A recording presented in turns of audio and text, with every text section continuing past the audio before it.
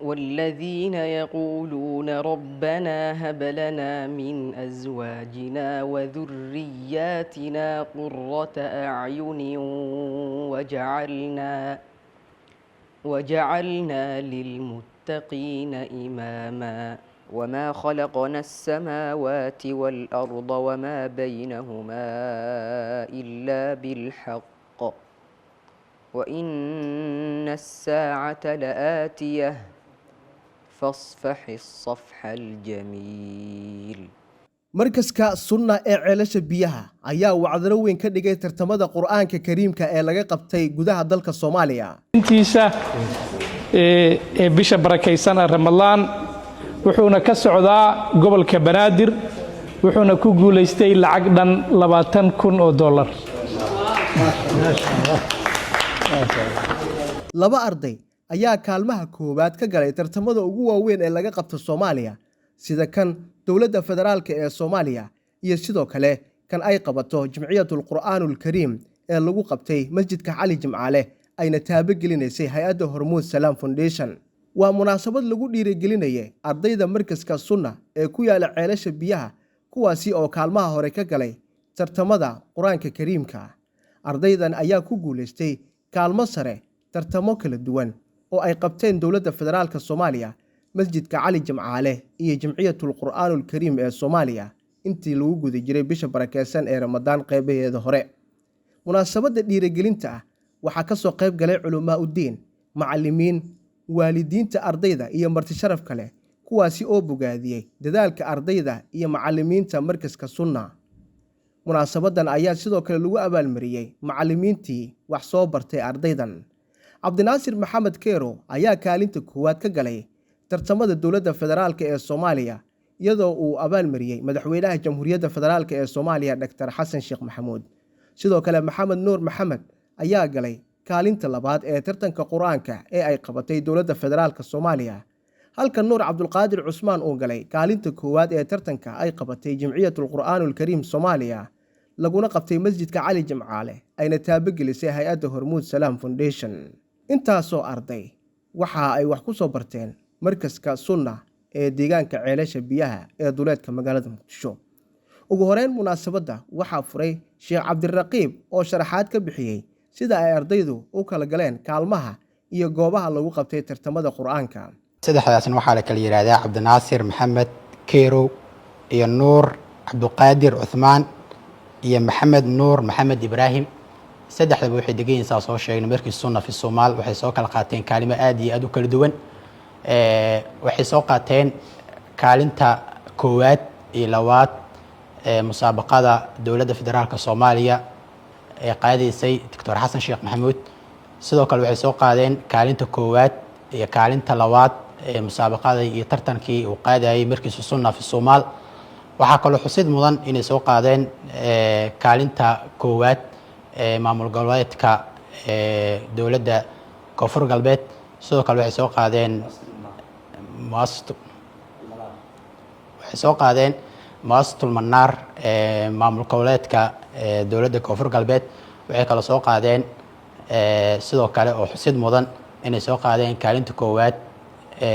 Jamciyatul Qur'aanul Kariim fi Soomaal waxa kale xusid mudan inay soo qaadeen kaalinta labaad ee ka soo qaadeen dawlad goboleedka Jubbaland taasna xusid bay mudan tahay waxa leenahay Ilaahay subhanahu wa ta'ala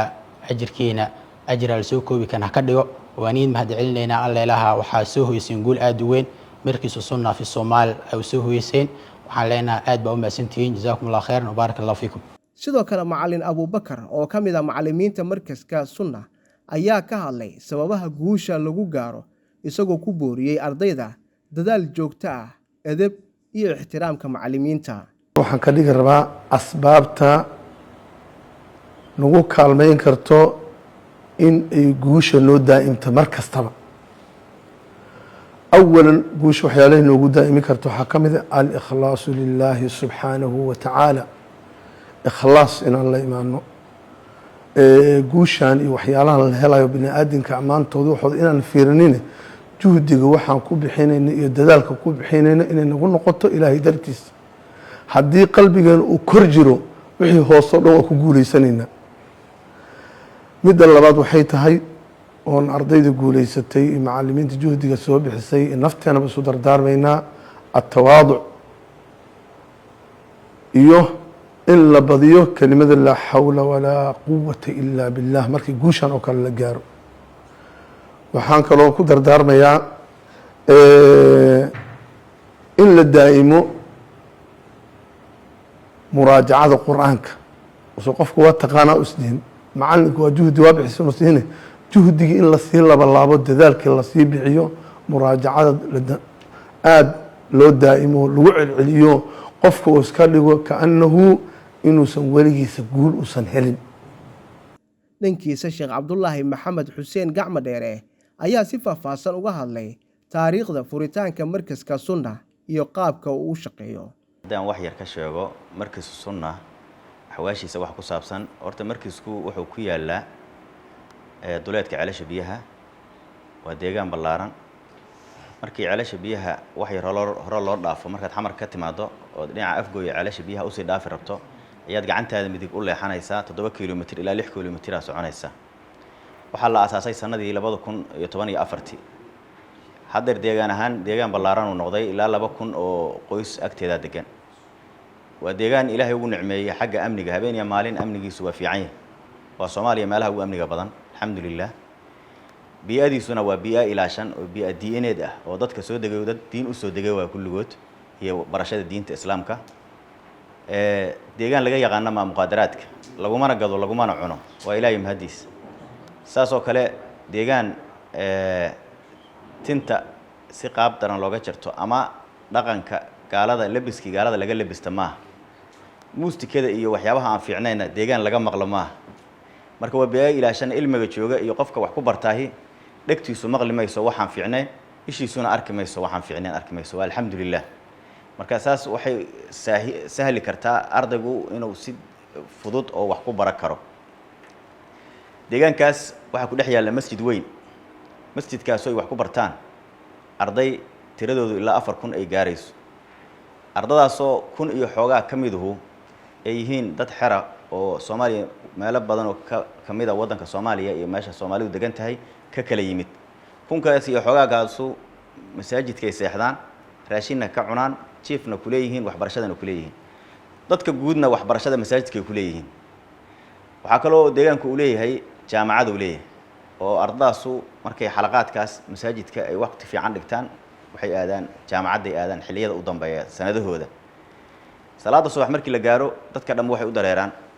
waxbarashadii u dareeraan mudugsi quraan aada iyo mid xalaqaad aada iyo mid jaamacad aada ilaa waxbarashadaas waxay soconaysaa oo la wadaa 4 saaco habeenimo la wadaa 4 saaco habeenimo ayaa waxbarashadaas u joogsataa. saddexda arday ee ka socday markaska sunna ee ceelasha biyaha kuwaas oo sanadkan wacdaro ka dhigay tartamada quraanka kariimka iyaguna waxa ay ka hadleen dareenkooda iyo sida ay ugu faraxsan yihiin guusha ay gaareen. waxa waay cabdinaasir maxamed keero cabdullah waxaan ka socday markiisa sunna macallinkii magaciisana waxa waay macallin maxamed cabdullah isxaaq. meeshan kaalinta ka galay waxa waay dowladda Soomaaliya federaalka kaalinta koowaad aan ka galay markiisa sunnana kaalinta koowaad iyo muassasatu al-manarata baydhabo ayadana kaalinta koowaad aan ka galay alxamdulillah. kaalinta labaad galay iyo tan dowladda federaalka Soomaaliya kaas kaalinta labaad galay. markuu Allah subhanahu wa ta'ala u maadiliyo marka lamaad macallinkii waalidiintii u maadiliyo nuur cabdiqaadir Uthman waa kaalan galay jamaacatul quraan al-kariim Soomaaliya معلنك معهد معهد المنير مركز السنة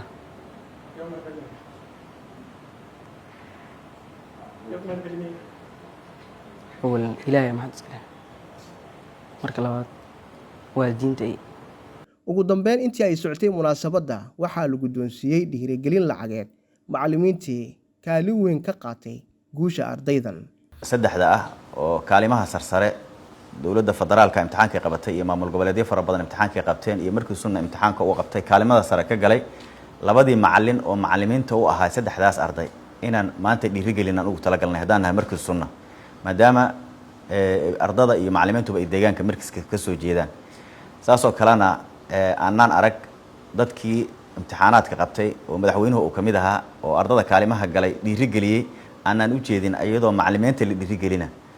maxaa yeelay macallimiintu waa asalka iyaga ah ardayga waxa ku jira macallinka ku soo shubay marka macallinkii waxaan rabnaa inaan anagu maanta aan dhiirigelina rabnaa labadii macallin marka allah idin barakeeyo Zakariya Axmed Muuse TV-ga Shabeelle Muqdisho.